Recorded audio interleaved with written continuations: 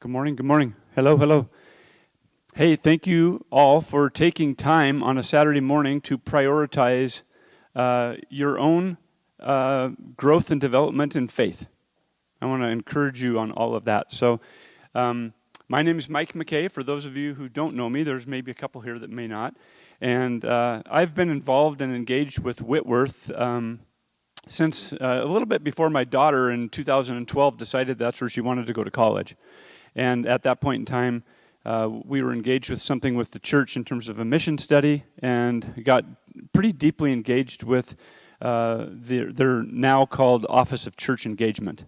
And in the process of that, one of the things that we found out is that our own church was needing, and not our church, we're not unique in this situation, that many churches are like this where they need to have spiritual depth and resiliency in that. So part of what the Office of Church Engagement entered into was figuring out what are these academy tracks, what are these spiritual studies that could be had to help grow people's spiritual depth, and in essence then helping to grow their spiritual resiliency, if you will.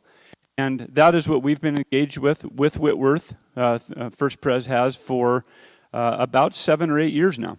And this last year we started this new ministry study that Jerry has been leading called the New Catechumenate. And Jerry will speak a little bit to that. And I guess what I would like to just say, this isn't a program. This is a faith walk. This is something personal, and it's not something that is here to entertain you. It's something to help grow your spiritual depth, and it's transitional by nature and not instructional. It's not just simply teaching. It's something that's meant to move you as a person, and not just for your own personal benefit, but for the benefit of others. So last summer, I was able to go with my cousin on a Footsteps of Jesus pilgrimage to Jerusalem. And Joy and I did with some of our family members and some other people. And I guess the parallel here is that this isn't a tour. We didn't go on a tour to Jerusalem. We were on a spiritual pilgrimage. And I think that this is along the lines of that. This isn't something that we're just taking a class by being engaged with this new catechumenate. It's something where we're actually trying to really go on a journey for our own good, for the good of the people in our communities that we're around, our families, our friends, the people that we can impact, and that's the hope for all of this. So anyway, I say welcome. Thank you so much for being here, and I'll turn it over to Dan. Thanks, Dan.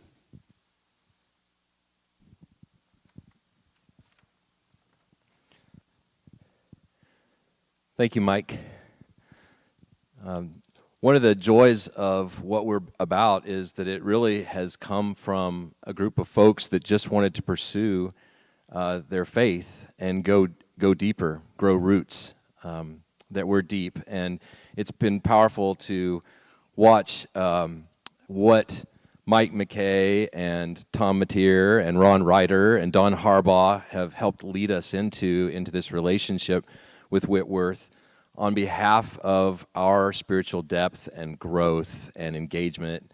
I'm just here to point to Jerry, and you know Jerry Sittser. Jerry is a friend of this congregation and has lived in the way of Christ in relationship with us. He's come to get to know us and continue to drive over the mountains to come be with us.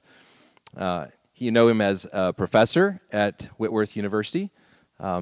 You know him as professor of theology and also as a fellow in the Office of Church Engagement. But what you know him most as is a teacher, a faithful, loving mentor, friend, teacher in the way of Christ. He's had a great interest in how is faith passed on from one generation to the next, from one person to the next. And he's shared with us his study, but not just his study. He's shared with us his integrity as a follower of Christ, someone that we want to be like when we grow up, right? We're all still growing up. We're about to enter into the study of Ephesians tomorrow. And what Eugene Peterson says is that book is about growing up in the faith. And it's going to be such a great complement to what we're doing as we dig in further into our faith, into these three components, into this Christian instruction. That's what we're doing in the New Catechumenate, right? This Christian instruction that takes us in, that opens up the world of what God has done for us already. And in relationship, that's another part of it, is we're growing in friendships and thickening them across our congregation and building depth friendships, relationships that matter, and beyond our congregation. And thirdly, we're engaging in these spiritual practices, a pilgrimage, as Mike said, not a tour. It's actually we're living these practices of faith that are shaping us, forming us, in order to be the people that God calls us to be as disciples right now, in this time, in this moment. And Jerry's going to speak to this moment this morning.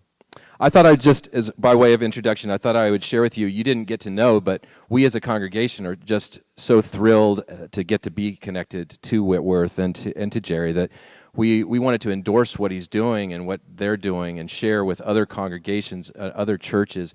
And so we wrote a bit last fall, or I guess at the end of the spring, to say, come join in this deepening of faith, this roots depth in Christ. So this is what we as a church shared with other churches. We are deepening roots in Christ and learning to be both faithful and winsome. That's the third way, right? Both faithful and winsome disciples in a post-Christendom era, in a time when it's no longer advantageous to be a Christian. That's Jerry's passion, and it goes far beyond a sermon series or a seasonal program, like Mike said, or Sunday school. The New Catechumenate is about transformation, not information. That's such a great phrase, and Jerry uses it over and over. It's not about information, it's about transformation. It's not just about what we can pack into our head, but about who we're becoming. It's drawn our church and those beyond our church, the one church in Missoula, together to grow in the delight and practice of Christian discipleship. And how rich it is, how engaging from everyone from middle schoolers to adults in their 90s to have this taste of the kingdom. Scripture that's taken to heart, crucial questions that you can ask, new ways to pray, deepened friendships, shared tears, surprising hope, new life. Doesn't sound like a program, does it?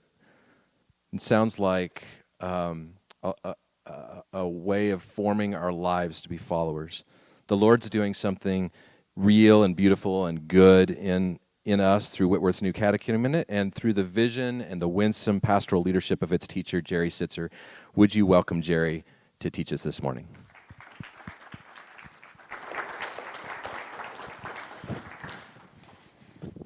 Thank you so much for that generous introduction, and it is fun to be here. Pretty much everybody I see now I know, which is really fun for me.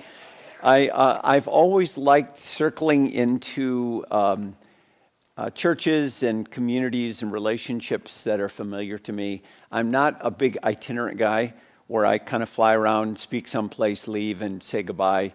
I like to have a little tighter circle where I can be in relationship with people. So I tend to return to places rather than constantly go to new places, and this is certainly one of those. So I'm grateful I can see you again.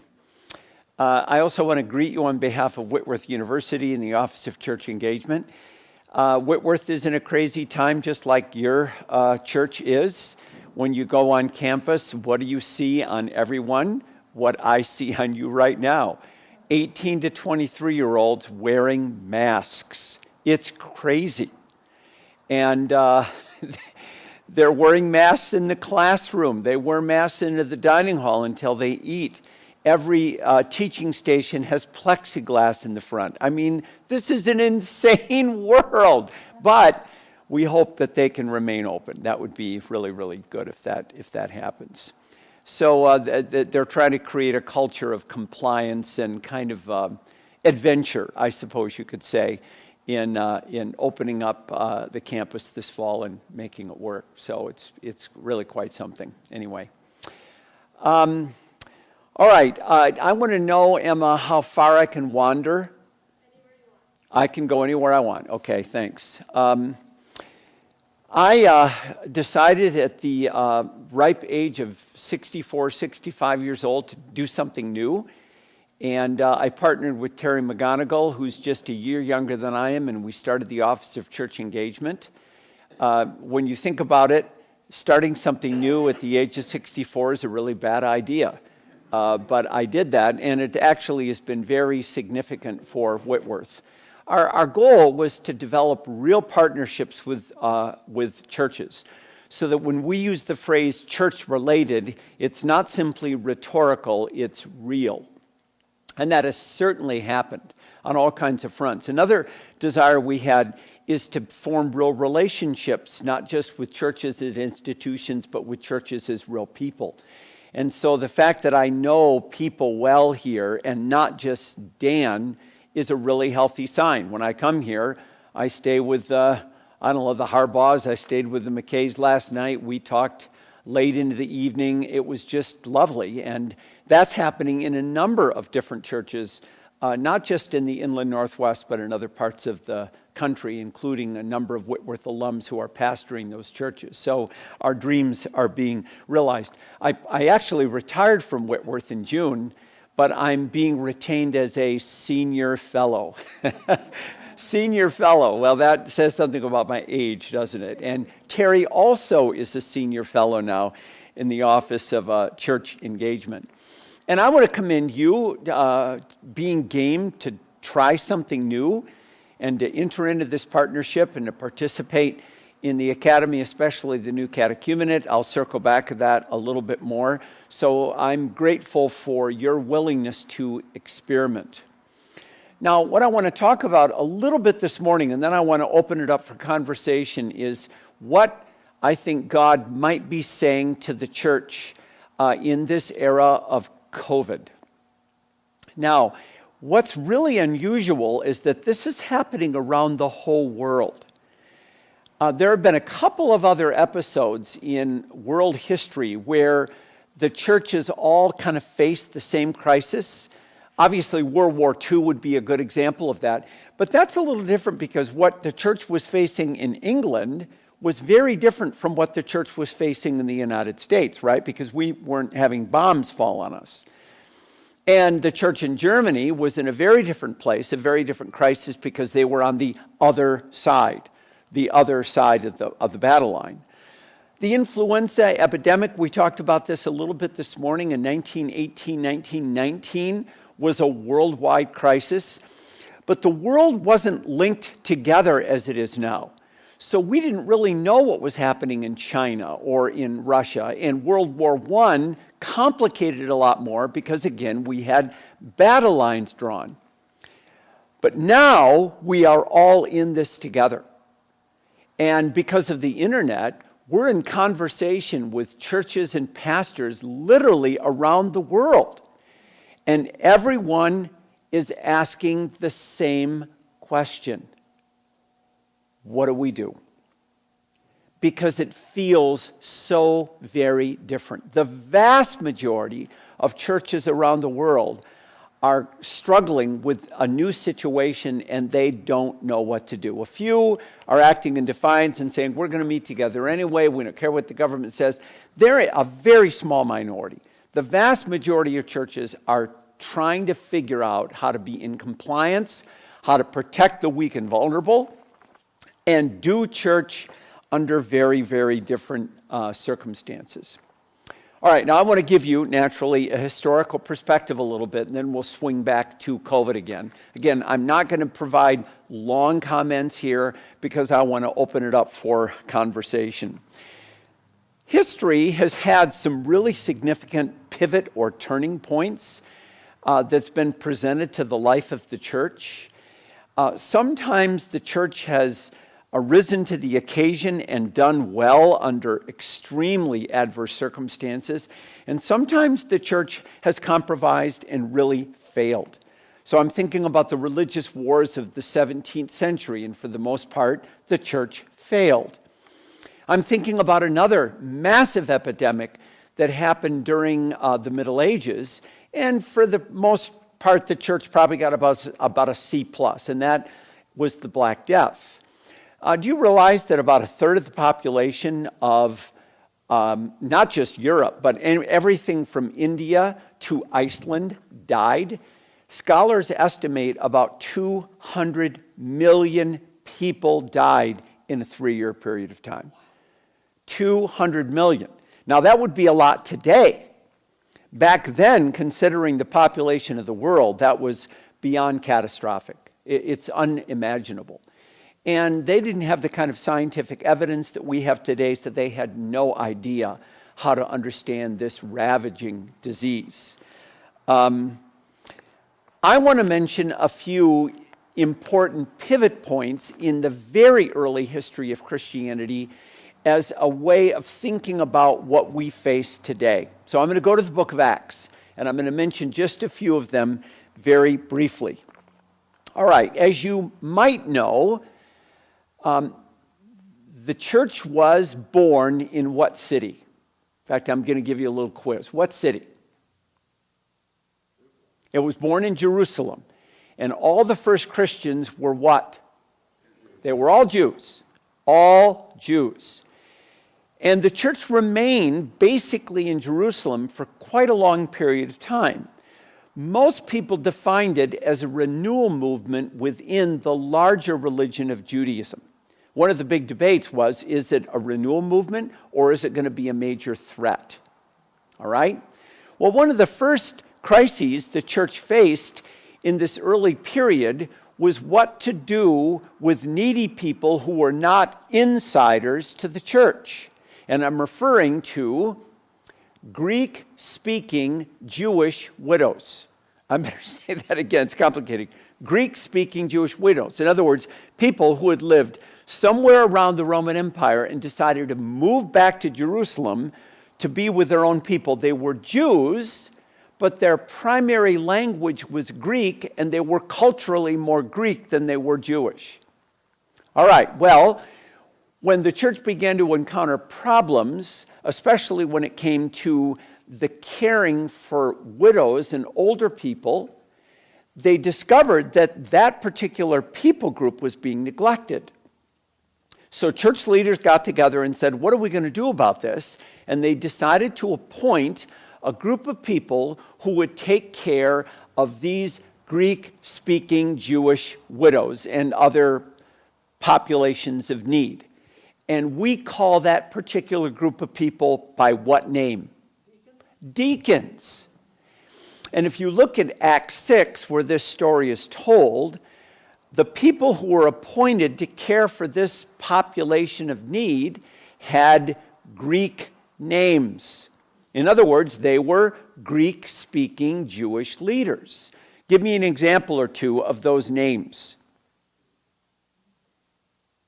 They're mentioned in the book of Acts. The minute I mention them, they'll be familiar to you. Stephen and Philip. Who said that? Well done. Philip. All right?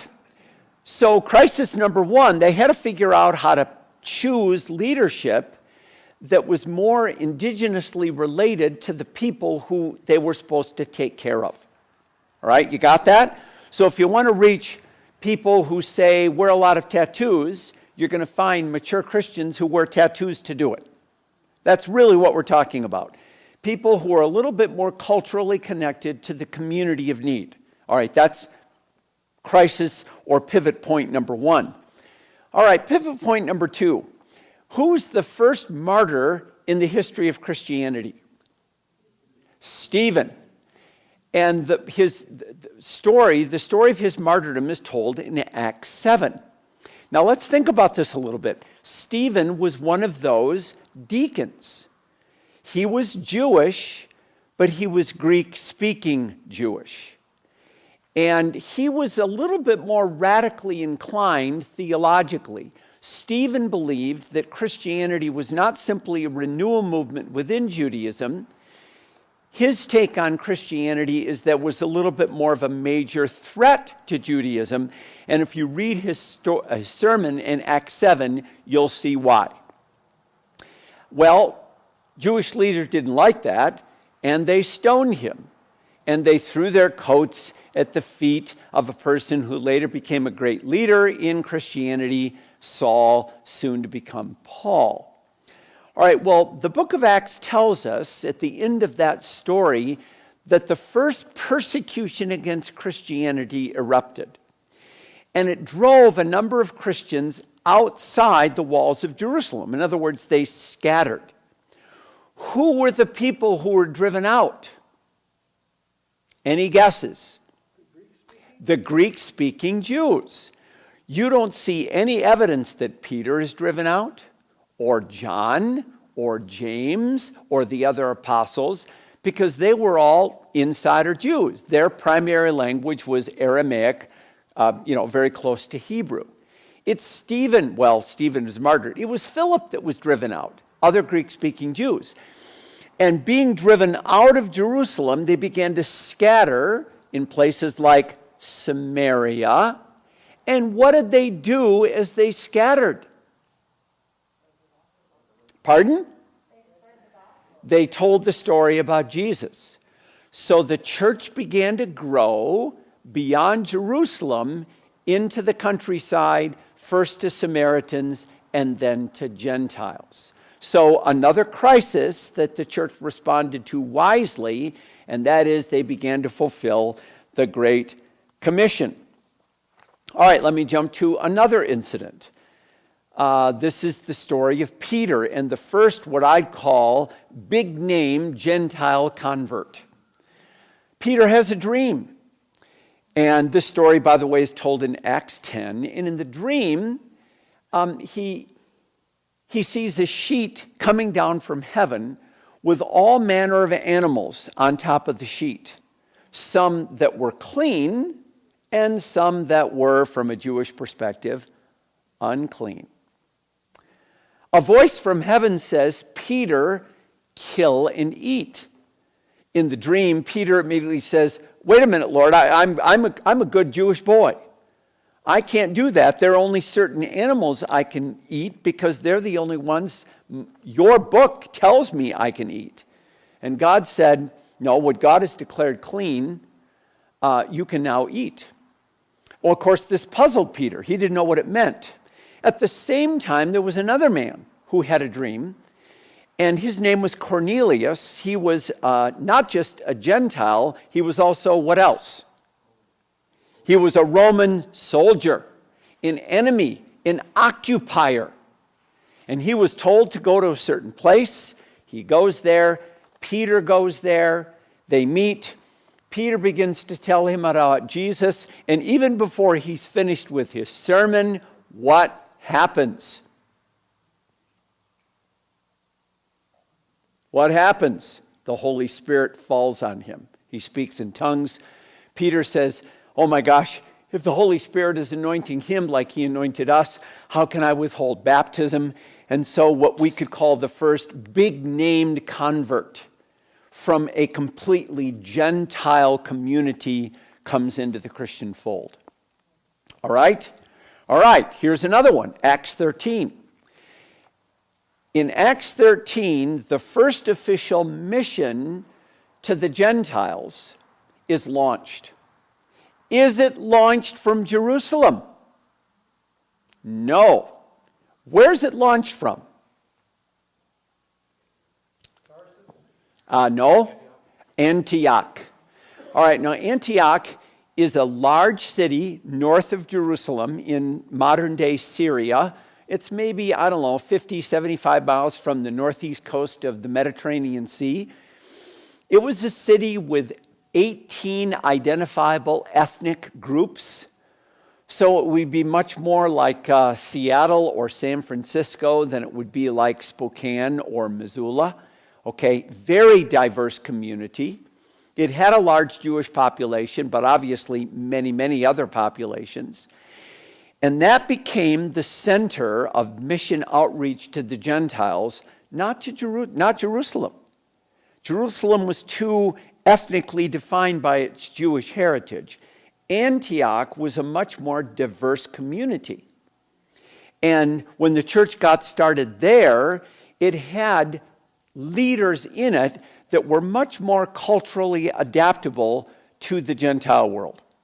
And so that became the launching pad for the first two well-known Christian missionaries, Paul and Barnabas. And they, of course, went out, and then pretty soon lots of other teams began to be launched. And so the mission to the larger Gentile world, the Roman world, was launched. By the way, Antioch was strategically located for another reason too. This is less familiar to all of us. When we think about the birth of early Christianity, we always think about it growing into the Mediterranean world, right? North Africa, modern-day Greece, Italy, modern-day Turkey, and lands even farther west. We're only discovering more about this now, that there were as many churches east of Syria as there were west of Syria. We just don't know as much information.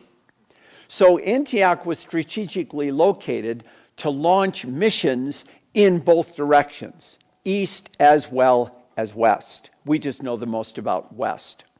All right, now, I want to just blow your mind with something that's so obvious that we don't even think about it. We have a holy book we call the Bible. The Old Testament was written in what language? Hebrew, and that's the language of Jews. What was the New Testament written in? Greek. Just let that sink in. Greek. That's the language of the target group they're trying to reach. It's not written in the language of the insiders. It's written in the language of outsiders. That says that right from the beginning, the Christian movement was thinking about the lost world. It was not going to be a movement only for insiders. It was going to be a movement for everyone. Within a few generations, we have Christian missions not just with Greek and Hebrew. We have it with people who speak Latin, Coptic, Syriac, and those language groups kept branching out all the time. I'm going to actually swing back to that in just a minute. So that's Acts 13, the launching of the Gentile mission, and the center of operations shifts from Jerusalem to Antioch. All right, last one, Acts 15.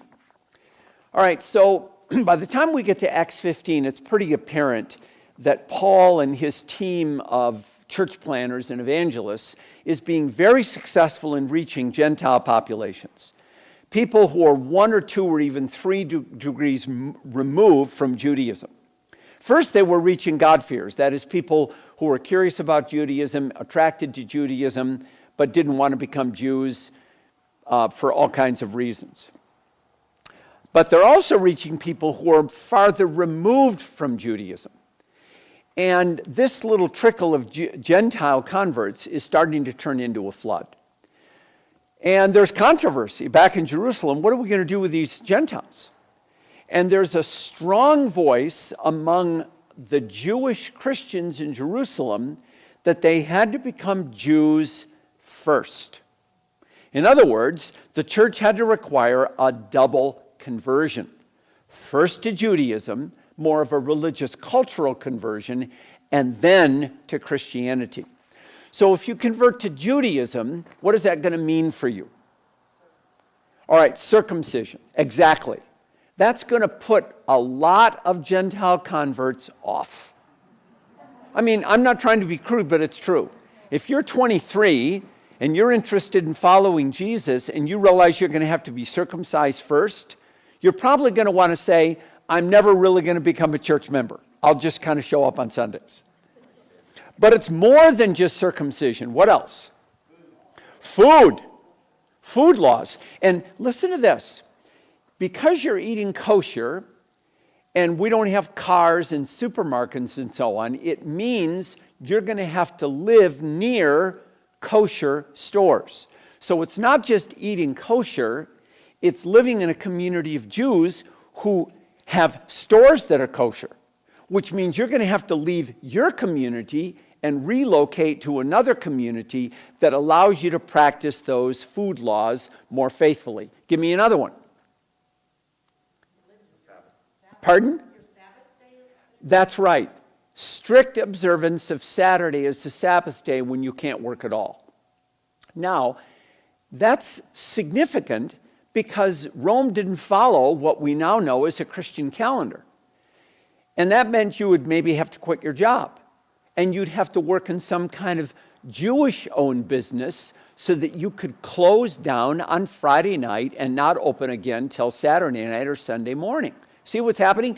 In other words, it sets off a chain reaction of other decisions and the implications of that. Give me another one. Intermarriage. You have to marry another Jew.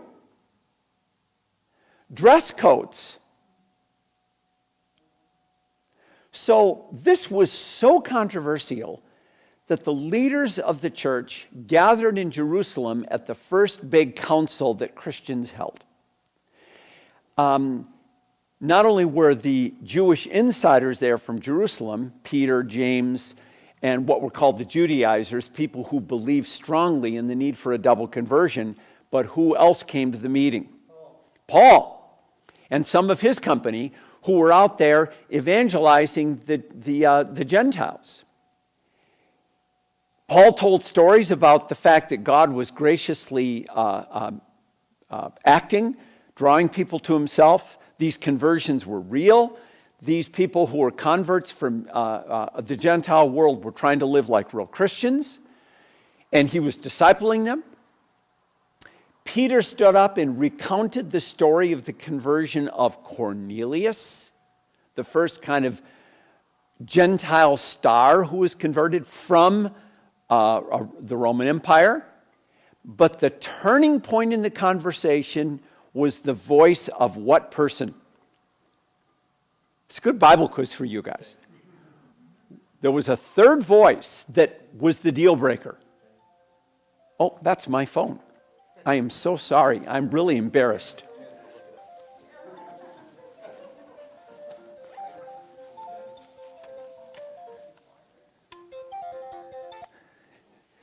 It's my son, John, wanting to FaceTime so I can talk to my little grandsons, but I'm not going to do it. Okay. It was James. Not James the apostle, but James, the Lord's brother. The Lord's brother. And he's the one who breaks the stalemate and says, I'm the leader of the church in Jerusalem. I am Jew to the very core of my being. Hey, I'm Jesus' brother. You can't get more insider than that. And I say, no double conversion. Do you realize how significant that is? That means you don't have to convert to a culture before you convert to Jesus. You don't have to dress a certain way. You don't have to look like us. You don't have to speak a certain language. You don't have to shop at a certain store. You don't have to use a certain vocabulary that shows that you're insider. Drive a certain car, do certain activities. You don't have to convert to a culture before you convert to Jesus. What it's done is it's created in the Christian community a profound kind of diversity. But it's also done something else. If you don't have to convert to a religious culture, you do have to convert to the person of Jesus Christ who is Lord. And be a serious follower of him, whether you're old or young, whether you're tattooed or not, whether you wear nice clothes or you wear cutoffs, doesn't matter. No matter what cultural place you come from, you are called to follow Jesus as Lord. So no double conversion. That cut the church loose. So do you realize how culturally adaptable Christianity has become over the centuries? Once in a while it gets culturally stuck. So it got culturally stuck in Latin for quite a long time. And the center of operations of Christianity for centuries, and still for some communions of faith, still the center of operations is what city? Rome. Latin speaking, the Pope, the Bishop of Rome, who later became known as the Pope.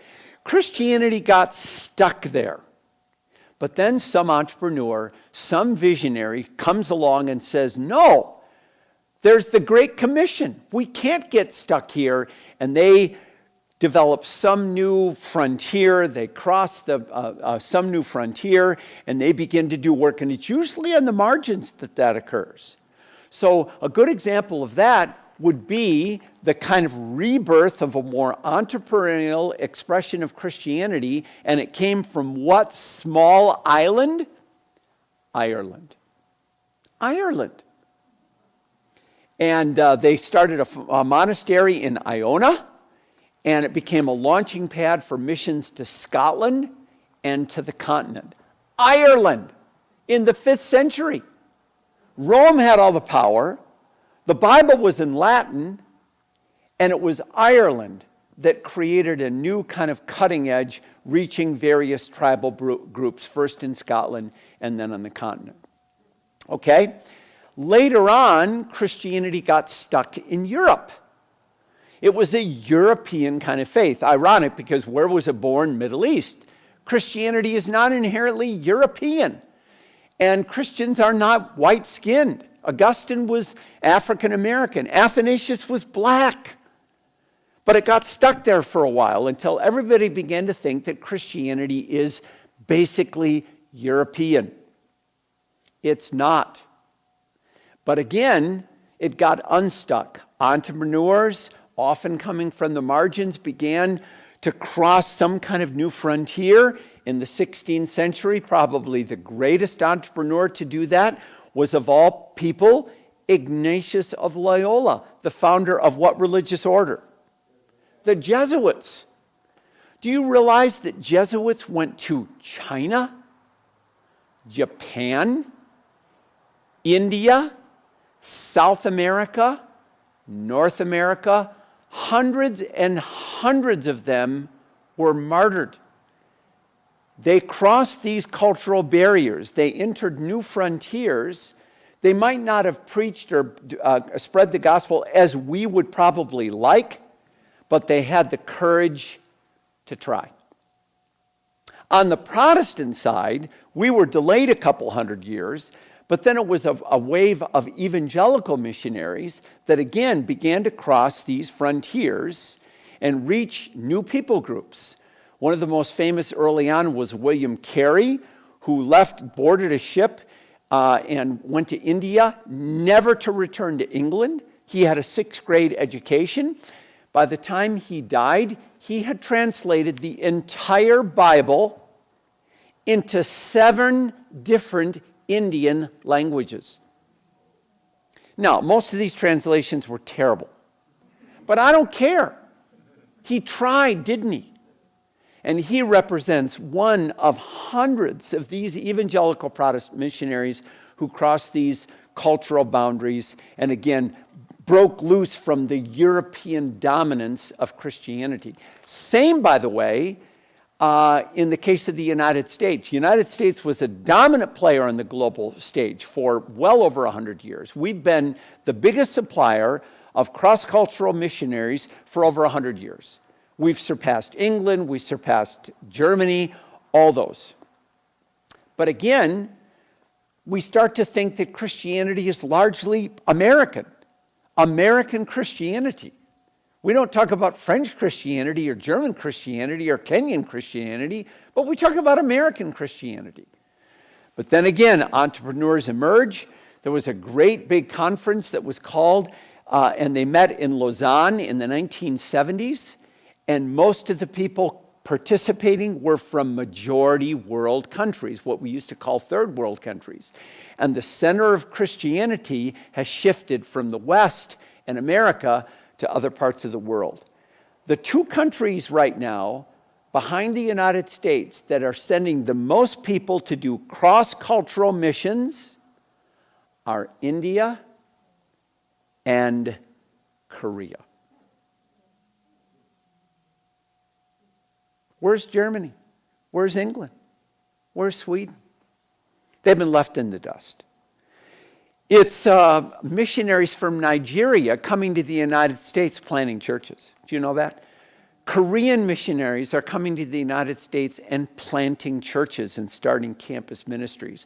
And we're only seeing the beginning of a trend. Bible translation, that was now a worldwide phenomenon. We right now have close to 900 Bibles, complete Bibles, or we have complete Bibles in almost 900 languages. We have New Testaments in about another 1,500 languages. And of course, we have, all kinds of things in 2,000 beyond that. You see what happens? You get culturally stuck, and then something begins to break out. And Christianity is cut loose to do what it's always done, cross-cultural barriers, win people to Christ, and build disciples. All right, now that's a long introduction to very briefly talk about the era of COVID. This is a weird thing. I'm sure you feel it now. It's weird.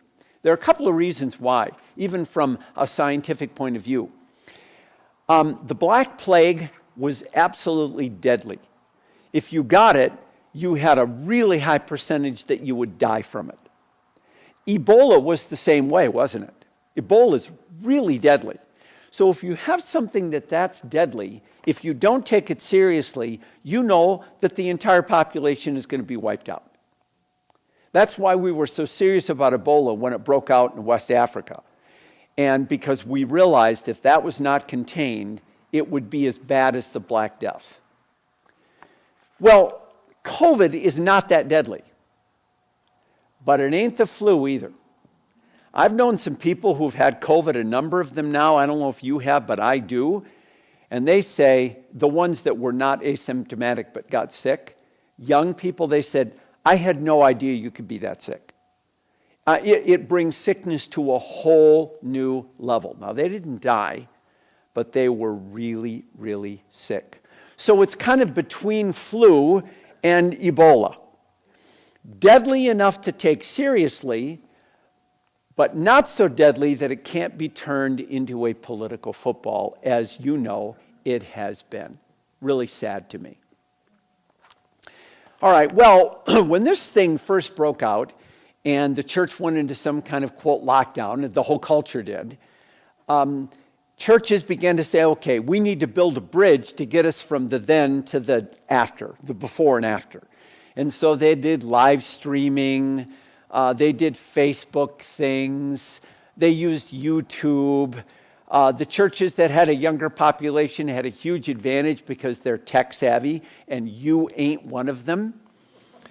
They all got loose, and they did all kinds of creative designs and things that made slick worship on technology, and they thought, we're going to do this for 2 or 3 months, and we're going to be good to go. I know a lot of pastors, and when I talked to them, they said there was an energy rush of creativity and excitement you can't believe. I talk to all those same pastors now. It's not there anymore. They're exhausted. They're discouraged. And I don't care who you talk to, everybody says the same thing. I don't know what I'm doing.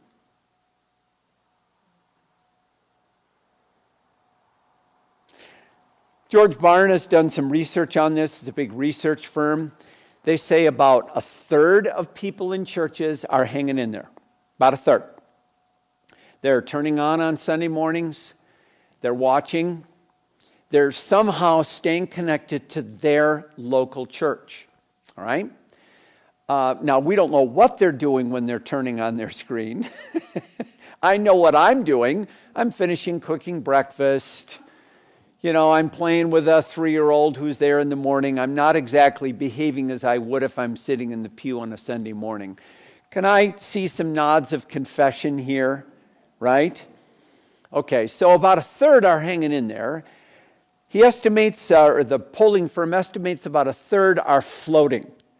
They're checking out some cool worship service in North Carolina from some hot preacher who wears skinny jeans and has cool shoes and wears a beard. I'm sounding cynical here. I'm really not. And he's about 39 years old. And it's dynamic, and you can tell he's got a staff of probably 10,000 people. We're all tech savvy who can do something super creative. But they're bouncing around. They're floating. And you're turning into your cousin's worship service in Dallas. Your uncle told you about his church in Nashville. All right, so about a third are like that. And a third have disappeared. Disappeared. Most of the pastors I know say, I don't know where 50% of my people are. They're gone. Maybe they're going to other churches, but they have disappeared. And it isn't going to change anytime soon. Now, a few churches are meeting, flexing their muscles, and basically flipping off the middle finger to the government, saying we're going to meet anyway and do our own thing. But I've talked to a number of people where even churches that are gathering are still limping. Elderly people are not showing up. They don't feel comfortable. Younger, they like Sunday morning with their kids. So even with those who are asserting themselves in that particular way, it still doesn't feel like a return to, quote, normal. There isn't a normal right now. There might not be for a long time.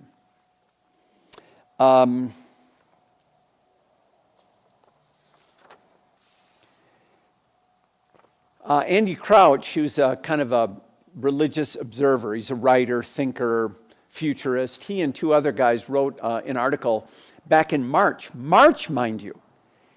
And they said, we have to decide whether we think this is going to be a blizzard, a bad few days, whether it's going to be a bad winter, or whether it's going to be a mini ice age. And when he talked to his scientist friends, he said, most people don't realize that this is going to be a mini ice age for the economy and for the church. It's going to require a big adjustment over a long period of time. Notice the language that we use. I miss church. Just let that sit. I miss church. I've said that. Well, what do you mean you miss church? What you're really saying is, I miss Sunday morning worship in my building. You miss church? You are church. It's like saying, I miss myself. What you're really saying is something quite different. I miss church. The government has closed down the church. Really? For a government to close down the church, it would have to murder every Christian in the United States. No, the government has not closed down the church. The government has prohibited large gatherings of Christians for worship on a Sunday morning. It never closed down the church, and it doesn't have the power to do it. Nor does it have the power to open the church up.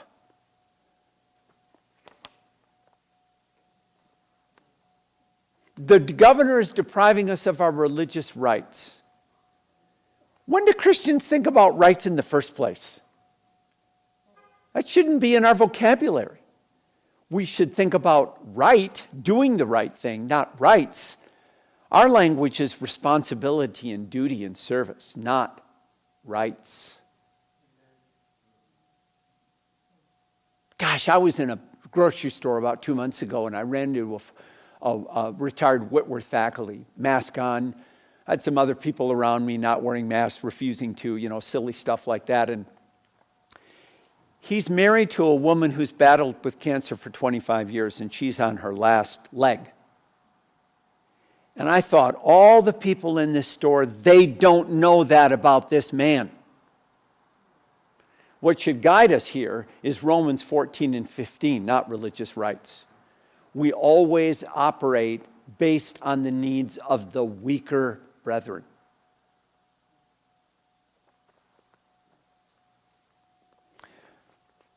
I look at this period as an opportunity to rethink what it means to be church. There's a lot of talk right now about, quote, micro churches. I'm sure Dan has read some of this. Not just small groups, but micro churches where we actually scale down the size of the church and create 10, 15, 20, 50, 100 smaller churches within the larger church and begin to train people to actually be pastors of those communities and have them become smaller, not independent, but interdependent churches that learn to function that way. All right, I don't know if you're like me, but in this summer of COVID, my wife and I walk a lot, more than we usually do, because what else are you going to do? You can't go to movies. There are so many things you can't do. It's rare that you go to a restaurant. You might get takeout. So we're walking our neighborhood. I can't tell you the number of neighbors I've met this summer I didn't know. It's unbelievable how many people I've met. They're all out. And they want to talk. Hi, I see you walk past my house every day. What's your name? I'm Jerry. This is my wife, Pat, or I'm Pat. This is my husband, Jerry. Oh, what? You must live in this neighborhood. Oh, yeah, just two blocks over. Oh, you've got the pretty lawn and garden. Yeah, that's us. Tell me about. Well, I'm retired from Whitworth University. Whitworth, really? Oh, how about you? This has happened so many times we can't even walk our route anymore without being interrupted. It's been horrible for aerobic activity. It's been great for what? Evangelism. We could start a church in our neighborhood. We've met so many people, and it's pretty obvious the vast majority of them are not churched and don't know Jesus. Neighborhood. It's how early Christianity did it. In one sense, the building is a curse because it locates you in terms of your Christian faith there instead of here where we live. So my question to you as a church is a really simple one. What's the opportunity God has placed right in your lap during this period of COVID? Instead of pining over the old days, what are the new days that may be right in front of us? At this point, no church has an advantage, trust me. Even the big mega churches do not have an advantage here. They're struggling with the same questions. And the cool technology that gave them an advantage for maybe 2 months ain't working anymore. Okay, our local mega church, Emma is aware of it, Life Center. It's a huge church, 4,000 people. And they finally, we got permission from the governor in Spokane to have gatherings where, X percent of what the building can hold, something like that. Well, they can have 200 people on a Sunday morning. And because it's at 3 different worships, or one Saturday night, 2 Sunday, a total of 600. But people have to make reservations. So first of all, you got to make a reservation. And of those that do make reservations, only 50% are showing up. Same struggle you're having. And they've got tons of resources. We are all in this together. Churches in Africa, in Asia, in urban centers, in rural centers, big churches, small churches. And honestly, in the conversations I have, in the things that I'm reading, nobody knows what to do. What's the opportunity that you have? Well, that's why, ironically, when I designed the new catechumenate in the last 2 years, I didn't know about COVID. It's feeling, to be a little self-congratulatory here, forgive me, it's feeling super relevant. Because it creates community around discipleship. And that is probably where we need to head. All right, I went on way too long here, but I just get pumped up about this. I want to open it up to you now. What do you think? Let's talk together about this. What's the opportunity? What are the adjustments? Is there a way forward for a smaller mainline downtown church like First Presbyterian Church of Missoula? And if you have a question, I can get closer, and so can Tom, so that you can say it, and we can make sure that we can hear it and repeat it for Jerry.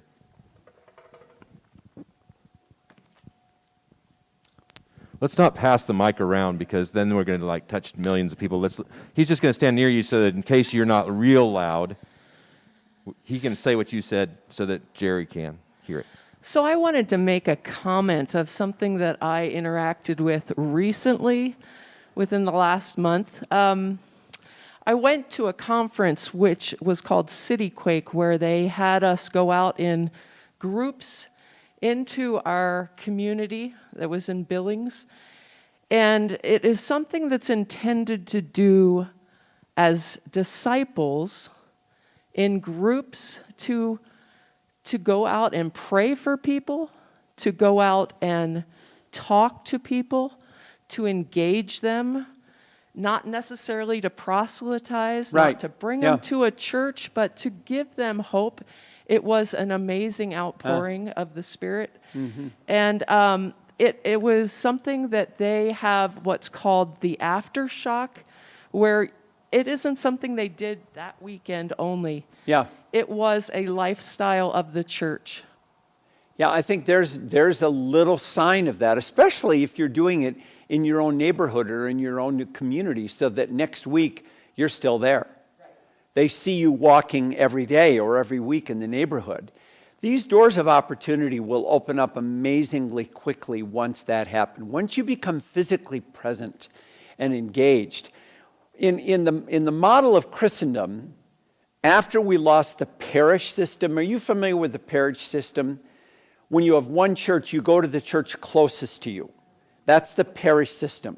If you go to villages in England, you're always going to find one church there. Well, not anymore, but it used to be the Anglican church in the village. Was Catholic, now Anglican. And community life kind of moved around that church. Well, now we get into the wormhole of our car and we drive past 8 churches to get to the church where our religious activities take place.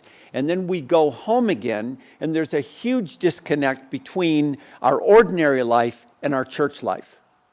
We do religion in the same way we do exercise at a health club. See what I mean? But it's not a holistic way of being in the world as a follower of Jesus. Well, there's no church to go to anymore. Or if there is, numbers are pretty low. Where's everybody else? But if you're walking the neighborhood and say you have a Christian spouse or you've got a little small group or something, and you're meeting people and somebody says, in just a normal, natural conversation, my son just got arrested last night. Just kind of drops that. Wow. Do you mind if I pray for you right now? 95% of people will say, I'd be so grateful. If you do it in your neighborhood, you know what that means? The next week, you go right up and say, tell me how he's doing. Oh, he's out. He's going to be okay. Oh, I'm so grateful. Wow. Wasn't that a great answer to prayer? This is how we can begin to live. So we don't have to go bus somewhere to do it. We can do it in our own neighborhoods, our places of work and business, and all that kind of stuff. Yeah. Thank you for that example. Yeah. And for the opportunity I had to jump all over it. All right. Another question or comment?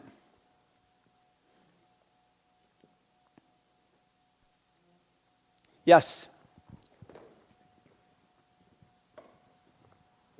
Because of the way I learn, I have really appreciated a printed sermon. I can read it ahead of time, I can listen to it, and the way I take it in, I still have to reread it. Mm-hmm. And I can do that during the week, and it makes me into the Word even more, and I have needed that when I have had to deal with myself and less social interaction. And so I have really appreciated this new format, and I would hate to see it go. Yeah, isn't that interesting? And especially because you're a little older, and sometimes you have a little more hearing issues and so on. Words move past you a little more quickly when you get older. And then you have a pastor who maybe talks fast, and all of a sudden, you're not getting 50%. Then you got it in print. Okay, good. Sally was saying, just for those who are at home, Sally was saying she appreciates a printed sermon that she can connect with. Yeah. Other comments or questions? How is this an opportunity for your church? Yes. I'll repeat it too, by the way. Okay. Go ahead. We did start connecting with lots of different people. Yeah. We have been seeing a group of deacons. Deacons, Stephen ministers. Mm-hmm. And we did that really well for a couple months. We got it kind of organized. Even our roots groups, we knew our roots groups. Yeah. We're connecting, making an effort to just, how are you doing? But I think we didn't think it would go on so long. Correct. And so we had this amazing effort within the roots groups, the deacons, the Stephen ministers.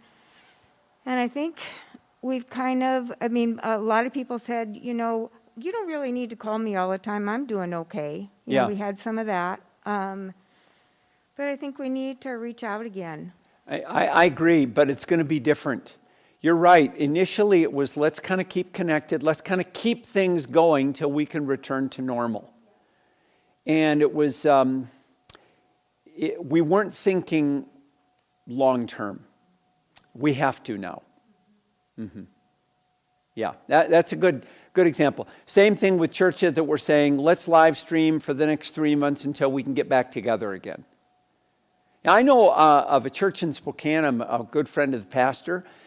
And after about a month, he reads quite a bit. He knows that this was probably a bigger deal than people were expecting.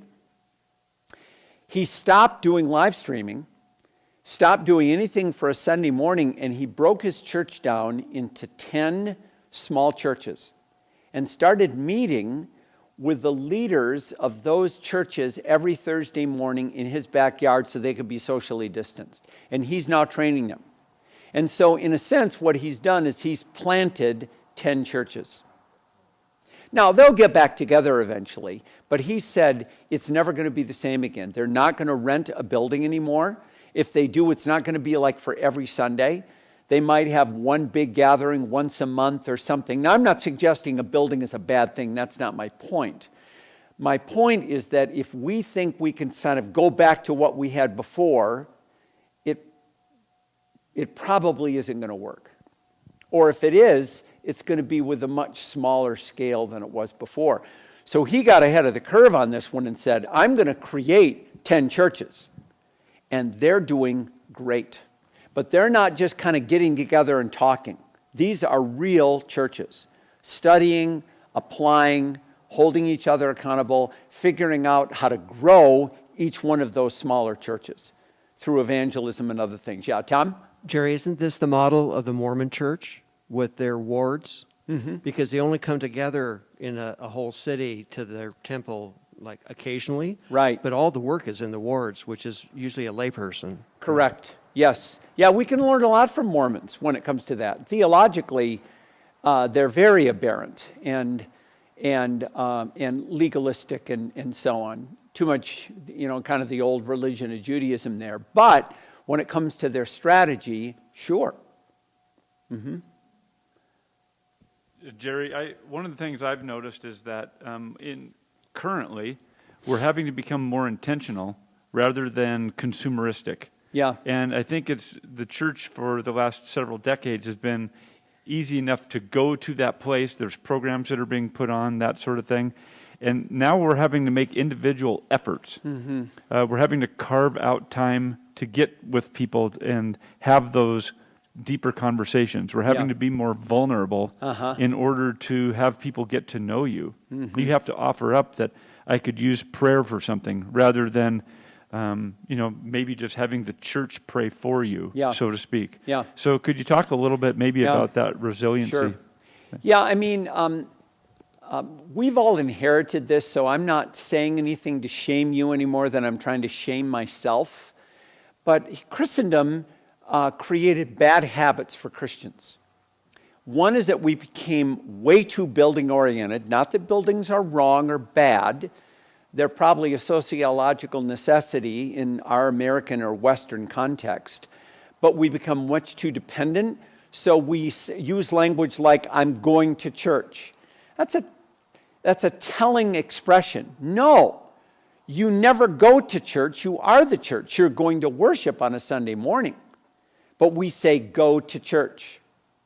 And there were other bad habits. Another one was exactly what you mentioned, is that we've developed different levels of membership. I mean, we've got a $50 membership, we've got a $100, and we've got a $200. And you can kind of choose the one that you prefer and then come in at that level. So we've got a $50 Christian, a $100 Christian, and a $200 Christian. And the $50 shows up once a month. And the correction of that should not be legalism. The only way you can go to this church is if you're every Sunday and you're at the $200 level. That's not the solution. The solution is a culture of commitment that's modeled out and embraced, not imposed legalistically. Here's another one, is that we have the few delivering religious services for the many.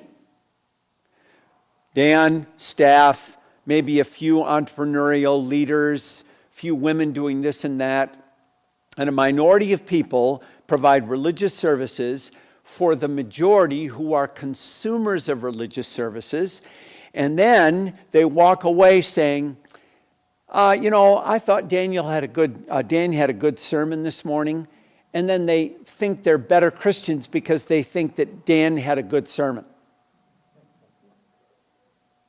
I mean, I'm sounding cynical here, but that's really the system we've set up. And we inherited it. It's been alive and well for centuries. If you're Catholic, you go to take sacraments. If you're evangelical Protestant, it's more the sermon and the worship band these days. So those habits have to be broken.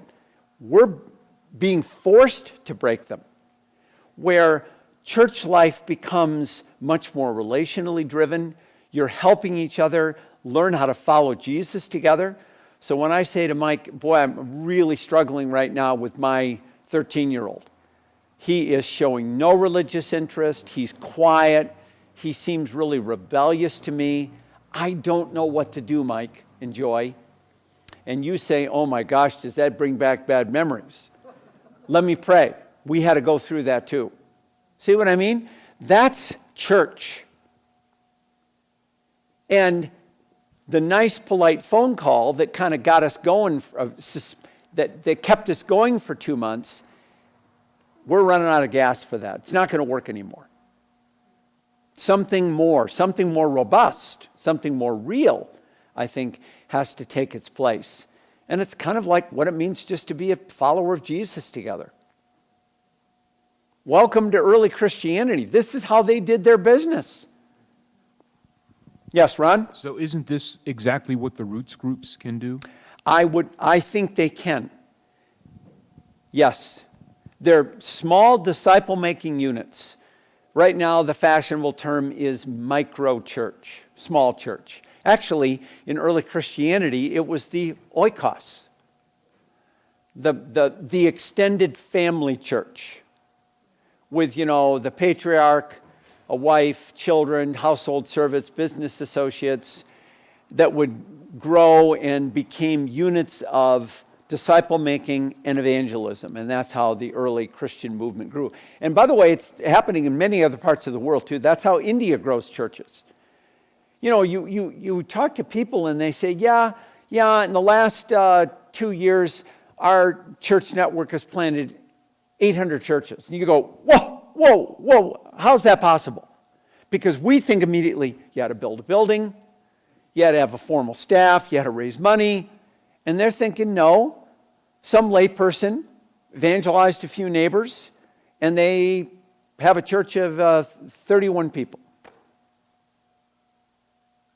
And I think those groups, as long as they're not just small groups where you get together, you have a piece of cake, socialize, complain about Missoula's football record or whatever it happens to be, and then open the Bible for a few minutes and go home. It has to be more robust than that, more purposeful, I think.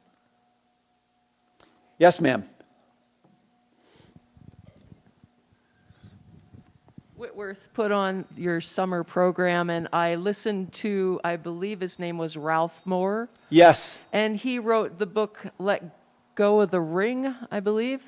He's a church planter and talks a lot about what you're saying. Yeah. And my takeaway from that, I mean, it was like, to me, the most important word I heard those 3 days. It was really very organic, the way they take on a disciple, like if I were to take on another person to teach what I know, and you keep doubling. It's a mathematical equation. It's multiplication, isn't it? Of multiplication, correct. And it sounds hard to some, but God has really instilled us with the Holy Spirit to do these things. We're doing it here. Hallelujah. That's exactly right. We have to believe in ourselves that God has already prepared us and make that step forward to do that, and to help others to grow in life, to speak life, and to and do life together. Do Just life do together. life together as followers of Jesus. Amen to that. Yes. Yeah, I mean, you are spot on here. And at this point, all bets are off. The big, wealthy, younger churches do not have an advantage. This has leveled the playing field, not just in terms of size of church and demographic. It's leveled the playing field compared to American, Indian, Chinese, African. We're all groping in the dark here. We're all having to figure out how to reinvent. And, everyone's talking about the vaccine as a return to normal. I don't think that's going to happen. I think it's going to be much messier and more complex than that. So this seems to me to be the direction. By the way, we just had a guy at Whitworth 2 weeks ago with our church planning network. Rob Wagner is his name. And he was a mega church pastor in, where's Notre Dame? South Bend. Grew to be 7,000. And he got weary of it. And his gut was telling him, this is not church. Moved to Kansas City, and now he's in charge of what's called the Kansas City Underground. It's a collection of churches that are committed to planting small churches that are led by lay people. And it's a very different feel. Now, he's not anti-church, he's not anti-building, he's not anti-bigger church. A mega church in Kansas City is kind of supporting him with salary and some other things. And this thing is exploding. It's interesting. He walked away from a mega church. Said, this is not the future of Christianity. That was before COVID, by the way. He did that he left maybe 6 years ago, and he's been involved in this. Really cool guy. Yeah. 1 or 2 more comments, 3 maybe, I don't know. Yes? I have a kind of interesting example that started pre-COVID and kind of blossomed during COVID. Yeah. And I'm not sure how it moves forward, but I think there's something there. Maybe you can help me figure it out. So my wife threw in Jesus Calling book to my son, who has oftentimes declared, I do not need organized religion. Many times he's declared that. Threw it in his Christmas box, mailed it to him. Been sitting around for a couple of years probably on the shelf, threw it in there. He calls us and says on January 1st, says, I'm starting this today, and I'm going to do this every day. And we don't have another conversation. Then she talks to him on January 9th. Says, well, what day are you on? He said, well, of course, I'm on January 9th. I'm doing this every day. Good for him. So it started with our family. So we each got the book.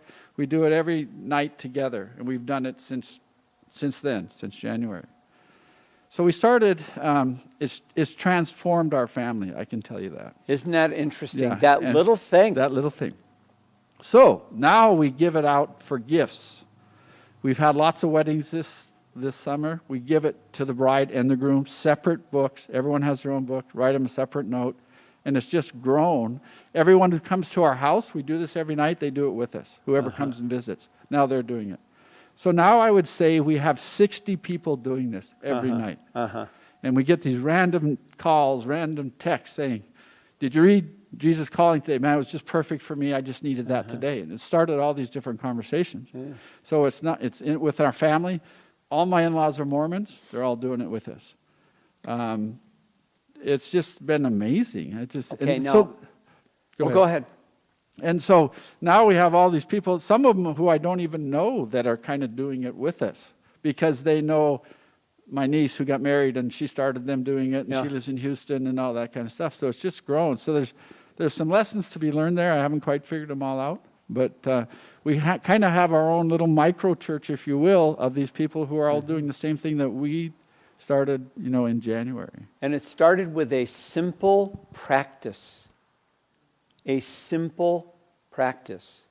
Now you add 2 or 3 or 4 to that, and all of a sudden you have a real church. Now that isn't sufficient, but it's a start. But notice the consistency, the practice, the rhythm. Christianity is inherently rhythmic.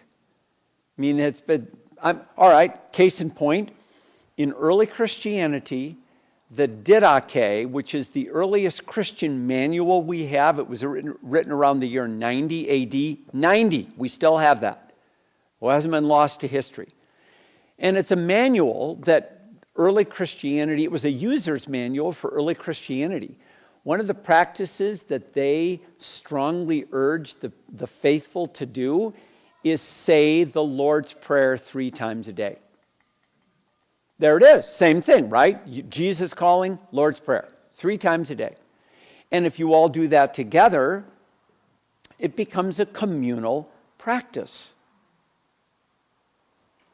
You add a few of those, and all of a sudden, you've got a growing congregation because you're not functioning as consumers anymore, are you? You're practicing the faith. And it started with the Jesus Calling. I guarantee you, by the way, that bride and groom did not receive that gift from anybody else. This is not exactly fancy teacups, is it? Very practical gift.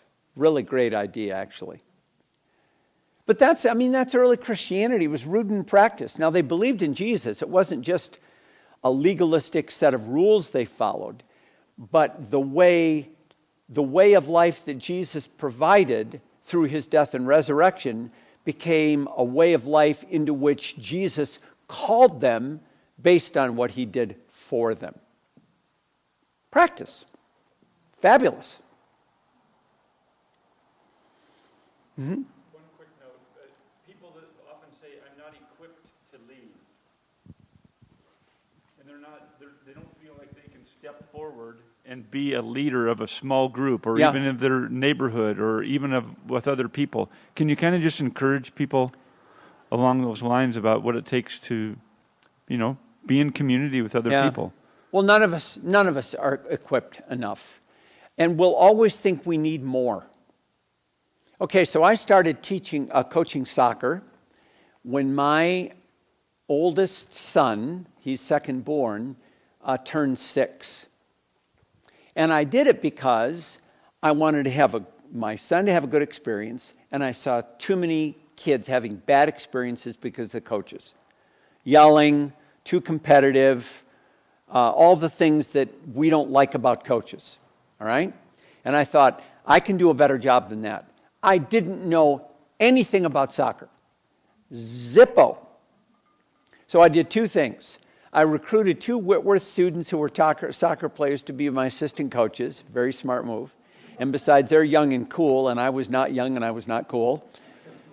And number 2, I found a little book that just got me started. I mean, it's like 25 pages. I made practice fun, and I always isolated one little skill to work on where the players didn't know they were doing it. And I designed all kinds of clever little drills.